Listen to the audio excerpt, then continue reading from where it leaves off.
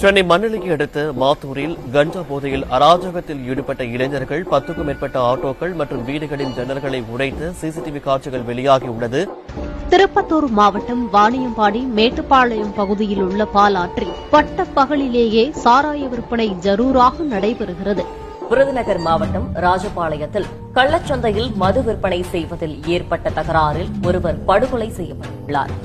மன்னார்குடி அரசு மருத்துவமனையில் போதையில் அட்டூழியம் செய்த நபரால் பரபரப்பானது ஏற்பட்டிருக்கிறது. போதையால் தமிழகமே இப்படி அல்லோலப்பட்டுக் கொண்டிருக்கும் நிலையில் சட்டம் ஒழுங்கை தனது நேரடி கட்டுப்பாட்டில் வைத்திருக்கும் தமிழக முதல்வர் ஸ்டாலின் அவர்களோ ரோம் நகரம் பற்றி எரிந்தபோது பிடில் வாசித்த நீரோ மன்னரைப் போல குடும்பத்துடன் சுற்றுலா சென்று குதூகலமாக உள்ளார். மக்களை அவஸ்தைக்கு உள்ளாக்கி அல்லோல பட வைக்கும் இந்த திமுக ஆட்சியை தூக்கி எறிவோம்.